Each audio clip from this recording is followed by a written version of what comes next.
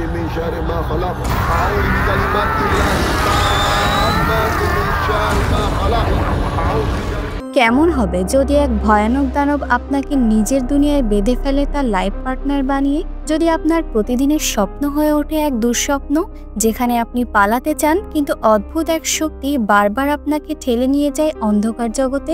আজকের গল্পে আমরা দেখব ঠিক এমনই এক মেয়ের জীবনের সত্যি ঘটনা। একদিকে তার ভালোবাসা আর বেঁচে থাকার লড়াই, আর অন্যদিকে এক অশুভ শক্তির কবল থেকে তার মুক্তির সংগ্রাম। কিভাবে সে লড়বে আর শেষমেশ মুক্তি পাবে নাকি চিরকাল বন্দী হয়ে থাকবে? তো চলুন সেটাই আজকে শুনি দ্য ডেভিলস ব্রাইডের অন্ধকার জগৎ। আজকের গল্পটা শুরু হয় ইচা নামের এক মেয়েকে দিয়ে। দেখা যায় সে নিজের জীবনের গল্প বলছে, কিভাবে সে প্রতি রাত একই স্বপ্ন দেখে। এই স্বপ্নে সে নিজেকে দেখতে পায় এক বিশাল গাড়িতে, আর সেখানে একজন অদ্ভুত সুন্দর মানুষ ধীরে ধীরে তার দিকে এগিয়ে আসে। কিন্তু এই স্বপ্ন চলাকালীন আমরা দেখি বাস্তবে সেই সময় তার কাছে একটা দানব উপস্থিত আছে। এতে স্পষ্ট বোঝা যায় যে ইচার উপর কোনো এক দানব ভর করেছে। প্রতিদিনের মতো সে রাতে ওই একই স্বপ্ন দেখে। যখন ইচা ঘুম থেকে জেগে ওঠে তার স্বামী এরিয়েল বাড়ি ফিরছে। তখন সে খুশি হলেও কিছুটা রাগ করে তার স্বামীর উপর, কারণ তার স্বামী ইদানিং প্রায় প্রতিদিনই দেরি করে বাড়ি ফিরছে। এরপর ইচা তার স্বামীর কাছে বলে, তোমার সবকিছু ঠিকঠাক জায়গায় রাখবে, কোনো কিছু এলোমেলো করবে না। এরিয়েল ঠিক মতোই সব রাখে, কিন্তু তখন দেখা যায় একটা দানবের মতো হাত সব জিনিসপত্র এদিক ওদিক ছুঁড়ে ফেলছে, যেন সে ইচ্ছা করেই ইচাকে রাগানোর চেষ্টা করে। দেখা যায় এর ফলে তাদের দুজনের মধ্যে অনেক ঝগড়া হয়। তখন এরিয়েল রাগ করে না খেয়ে বাড়ি থেকে বের হয়ে যায়। পরের দিন ইচা কাজে যায় এবং তার ফ্রেন্ডকে বলে, মনে হচ্ছে এরিয়েল বদলে গেছে, আগের মতো আমাকে আর অ্যাটেনশন দেয় না। তখন তার ফ্রেন্ড তাকে বোঝায় যে তুমি নিজেও তো আর এরিয়েলকে আগের মতো ভালোবেসে কথা বলো না বা সুন্দরভাবে তার জন্য রেডি হও না। সে ইচাকে পরামর্শ দেয়, আজ রাতে যদি তুমি এরিয়েলের অ্যাটেনশন চাও তাহলে সুন্দরভাবে সেজে তার জন্য ওয়েট করবে আর তার সাথে ভালো আচরণ করবে। অন্যদিকে এরিয়েলও এটা নিয়ে চিন্তিত, কারণ ইচা তার সঙ্গে থেকে খুশি না।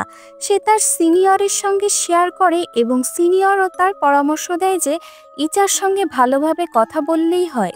সেই রাতে এরিয়েল যখন বাড়ি ফিরে আসে দেখে ইচা সুন্দরভাবে সেজে আছে আর তার সাথে ভালোভাবে কথা বলছে। তারপর তারা এক আনন্দময় সন্ধ্যা কাটায়, আর ঠিক যেমন ইচা চেয়েছিল এরিয়েল তার প্রতি ভালোবাসা দেখায়। কিন্তু একই সময় দেখা যায় সেই দানবটা এখনো তাদের সঙ্গে আছে। পরবর্তীতে ইচা ঘুমিয়ে পড়ে এবং স্বপ্নে আবারও সেই সুন্দর মানুষটাকে দেখে, কিন্তু এবার সে খুব রেগে আছে। সে ইচাকে বলে, তুমি কখনো আমার থেকে মুক্তি পাবে না। এটা শুনে ইচা এতটাই ভয় পায় যে আচমকাই ভয়ে ঘুম থেকে জেগে ওঠে। ইচার স্বপ্নে সেই মানুষটা তার পেটে একটা ফুল রেখে দিয়েছিল।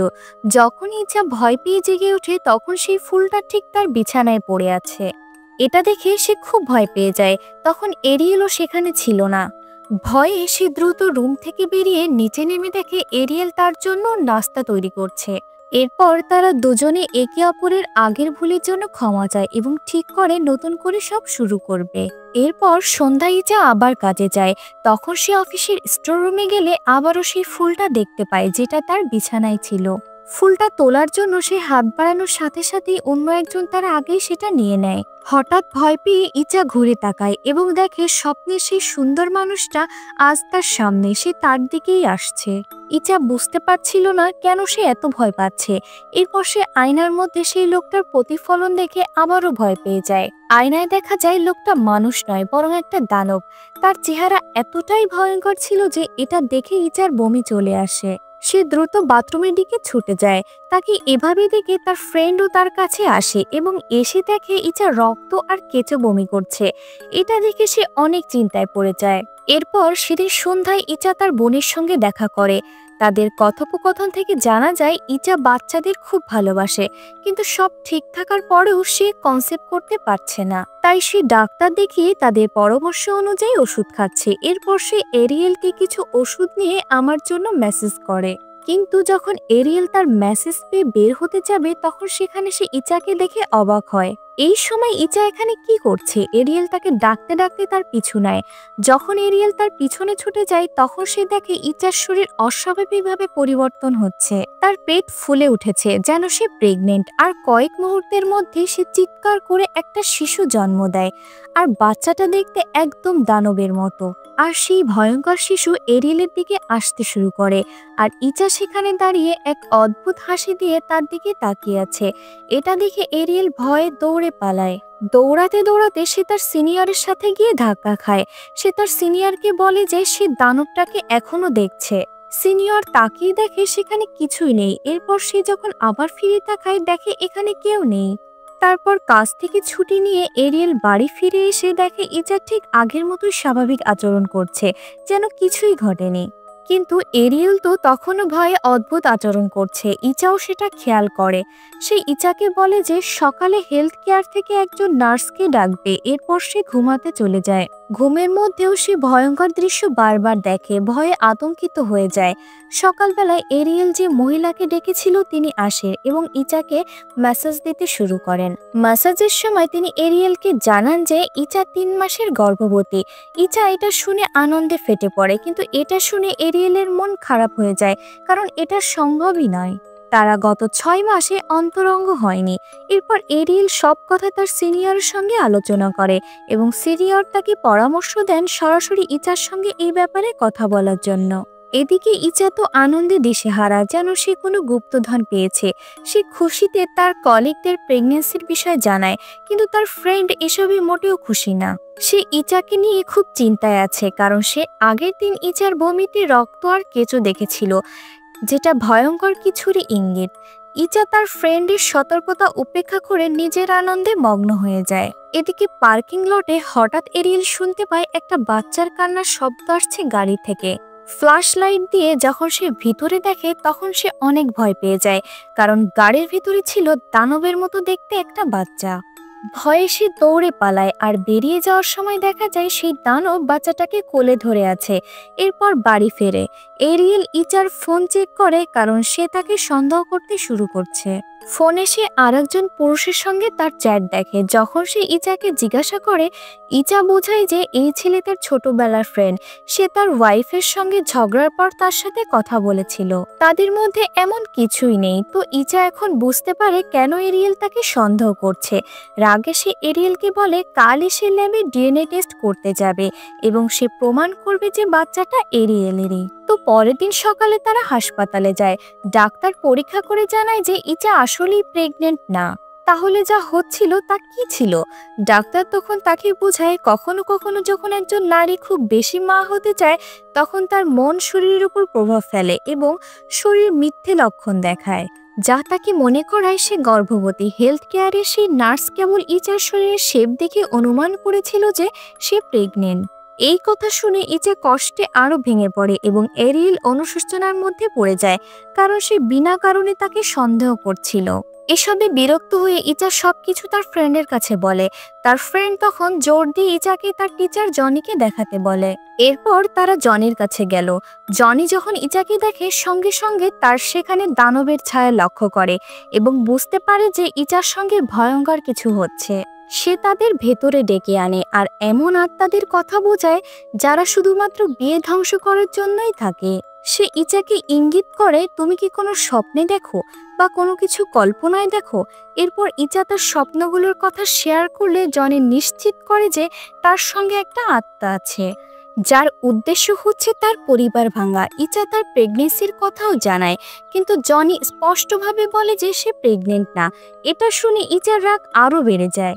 তার মানসিক অবস্থা এতটাই খারাপ হয়ে যায় যে তার ফ্রেন্ড তার সঙ্গে থেকে যায় তার দেখাশোনা করার জন্য যতক্ষণ সে না ঘুমিয়ে পড়ে। এরপর যখন তার ফ্রেন্ড বাড়ি ফেরার জন্য বের হয় তখন সে রাস্তার পাশে একটা বিড়াল ছানা দেখে। সেটা এক পাশে সরিয়ে রাখে যেন বিড়ালটা গাড়ির নিচে না পড়ে। এরপর হঠাৎ সে অদ্ভুত কিছু ফিল করতে থাকে। ভয়ে সে পেছনে ফিরে দেখে সেই দানবটাকে, যার থেকে ইচাকে রপ্ত করার জন্য সে চেষ্টা করছিল। তখন দেখা যায় সেই দানবটা অনেক রেগে তার উপর আক্রমণ করে এবং তাকে হত্যা করে ফেলে। এদিকে ইচা এসব কিছু তার স্বপ্নে দেখে এবং ভয়ে জেগে ওঠে। তখন সে বাইরে থেকে শব্দ শুনে বাইরে গিয়ে দেখে তার ফ্রেন্ড মৃত অবস্থায় পড়ে আছে, ঠিক যেমন সে স্বপ্নে দেখেছিল। ফ্রেন্ডের এই মৃত্যুর দৃশ্য ইচার মন একদম ভেঙে দেয় এবং সে খুব গিল্টি ফিল করতে থাকে। সে ভাবে এটা তার কারণেই হয়েছে। এরপর এরিয়েল বাড়ি ফিরে দেখে ইচা অনেক কান্না করছে। ইচা সবকিছু এরিয়েলকে খুলে বলে, তখন এরিয়েলও খুব কষ্ট পায়। ঠিক তখনই ইচার পেট হঠাৎ ফুলে যায়, যেন আবার সে প্রেগনেন্ট হয়েছে। এটা দেখে দুজনেই ভয় পেয়ে যায়। পরের দিন সকালে ইচা শেষ পর্যন্ত এরিয়েলকে জানায় যে প্রতি রাতে যে স্বপ্নগুলো সে দেখছে সেগুলো জনি বলেছিল যে দানবটাই তাকে দেখাচ্ছে। সব শুনে শেষ পর্যন্ত এরিয়েল ঠিক করে যে ইচাকে আবার জনির কাছে নিয়ে যাবে। এরপর তারা জনির কাছে গিয়ে সব খুলে বললে তাদের কষ্ট দেখে জনি তাদের সাহায্য করতে রাজি হয় এবং ইচাকে দানবের কবজা থেকে মুক্ত করার জন্য কিছু রিচুয়াল করে। কিন্তু দানবটা অত্যন্ত শক্তিশালী ছিল। রিচুয়াল চলাকালীন এটা ইচার শরীরে ঢুকে ভয়ঙ্কর কণ্ঠে ঘোষণা করে যে তোমরা কখনো আমাকে ইচার থেকে মুক্তি করাতে পারবে না, কারণ অন্য জগতে এই ইচা আমাকেই বিয়ে করেছে। এই কথা বলার পর দানবটা ইচার শরীর ছেড়ে চলে যায়। এতে ইচার শরীরে অনেক কষ্ট হচ্ছিল। জনি এরিয়েলকে বোঝায় যে এই আত্মা বিশেষভাবে কাপলদের টার্গেট করে তাদের জীবন ধ্বংস করে দেওয়ার জন্য এবং এটা থেকে মুক্তি পাওয়া খুবই জরুরি। সে তাদের প্রতিদিন রক্ষা করার জন্য কিছু মন্ত্র দেয় যা তারা নিয়মিত পড়তে হবে। 14 দিন ধরে তারা সেই মন্ত্রগুলো পড়তে থাকে এবং এতে তাদের জীবন অনেকটাই স্বাভাবিক হয়ে আসে।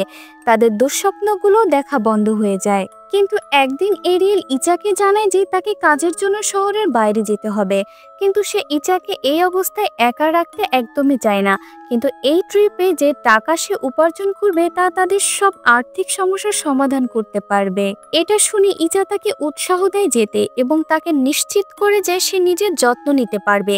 সেই রাতে এরিয়েল যাওয়ার পর ইচা মন্ত্রগুলো পড়ে ঘুমিয়ে যায়। কিন্তু সেদিন তার বাড়িটা যেন তার কাছে অন্যরকম লাগছিল। মনে হচ্ছিল দানবটা এরিয়েলের অনুপস্থিতিতে সুযোগ নেওয়ার চেষ্টা করছে। পরের দিন সকালে ইচা কাজের জন্য গেলে তার সকল কলিগরা কেমন যেন তার দিকে অদ্ভুতভাবে তাকিয়েছিল। দেখে মনে হচ্ছিল সেই দানব তার উপর ভর করেছে। তারা ভয়ঙ্করভাবে তার দিকে এগোতে থাকে এবং ভয়ঙ্কর কণ্ঠে বারবার বলে যে তুমি আমায় তাড়াতে পারবে না। আতঙ্কিত হয়ে ইচা তার বোনকে কল করে, বলে যেন সেই রাতটা তার সঙ্গে থাকে এবং একই সঙ্গে ফোনে এরিয়েলকে সবকিছু জানায়। এরিয়েল পরে আলাদাভাবে তার বোনকে কল করে সতর্ক করে যে যে কোনো পরিস্থিতিতেই ইচাকে ঘুমাতে দেবে না। সে তাকে মনে করিয়ে দেয় শেষবার যখন ইচা তার ফ্রেন্ডকে জনির কাছে নিয়ে গিয়েছিল দানবটা ইচার ঘুমের মধ্যে তার ফ্রেন্ডকে হত্যা করেছিল। এখন যদি ইচা ঘুমায় দানবটা অবশ্যই আবার আক্রমণ করবে। এরপর রাতে তার বোন তাকে জাগিয়ে রাখার জন্য কথা বলার চেষ্টা করে, কিন্তু ধীরে ধীরে ইচা এমন গভীর ঘুমে চলে যায় যে তাকে নিয়ন্ত্রণ করা সম্ভব হয় না। যতই তার বোন তাকে ঝাঁকুনি দেয় সে আর জাগে না।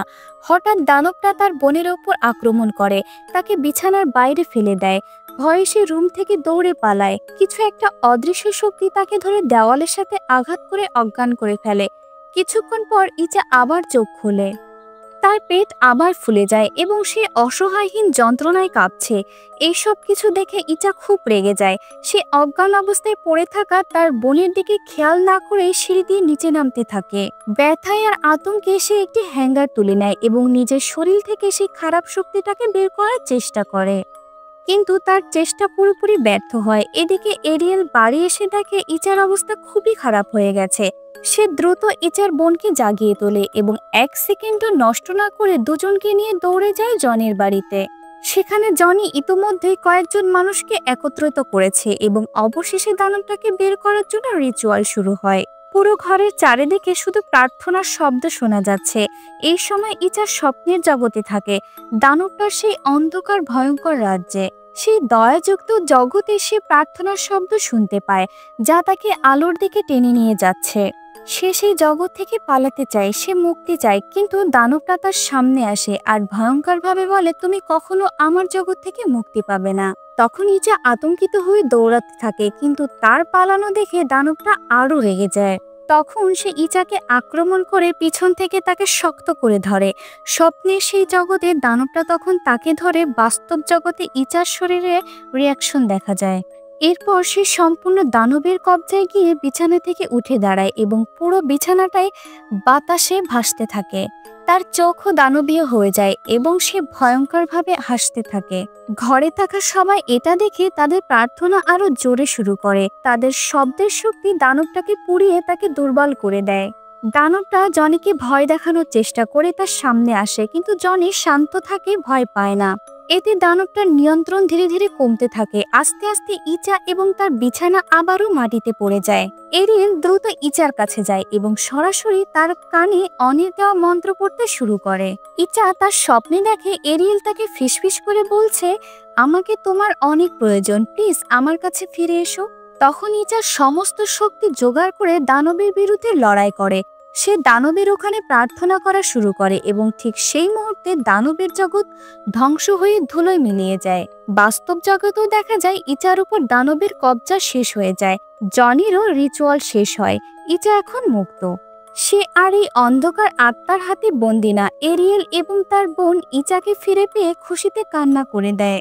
তারপর গল্প 6 বছর পরে চলে যায়। ইচা এখন স্বাভাবিক জীবনযাপন করছে। তার এখন 2জন বাচ্চা আছে এবং অবশেষে শান্তিতে আছে। এরপর দেখা যায় একদিন তার বাচ্চারা বাইরে খেলছে আর তার বোন তাদের ঘরে আনতে বের হয়, কিন্তু বাইরে এসে সে কিছু অস্বাভাবিক লক্ষ্য করে। এক পুরুষ সেখানে দাঁড়িয়ে তাদের দিকে তাকিয়ে আছে। তার মধ্যে কিছু নরমাল মনে হচ্ছিল না। তার উপস্থিতিও খুব ভীতিকর। এতে দেখা যায় সে দানবটা ইচার মধ্যে নেই, কিন্তু সে দূর থেকেই ইচাকে ফলো করছে। শেষে গল্পে একটা চমকপ্রদ সত্য দেখানো হয়। স্ক্রিনে দেখানো হয় সে রিয়েল ইচাকে, যার উপরে গল্পটা ভিত্তি করে তৈরি হয়েছে। তখন তার একটা ইন্টারভিউয়ের মাধ্যমে জানা যায় যে এটা কোনো গল্প না, এটা ভয়ঙ্কর বাস্তব ঘটনা। তো কেমন লাগলো ইচার এই ভয়ঙ্কর যাত্রা অবশ্যই কমেন্ট করে জানাবেন। আর নতুন কোনো গল্পের রেকমেন্ডেশন থাকলে সেটা আমাদের কমেন্ট বক্সে লিখে জানাতে পারেন। দেখা হবে নতুন কোনো গল্প নিয়ে নতুন কোনো সময়ে। সেই অবধি সবাই ভালো থাকবেন, সুস্থ থাকবেন। আল্লাহ হাফেজ।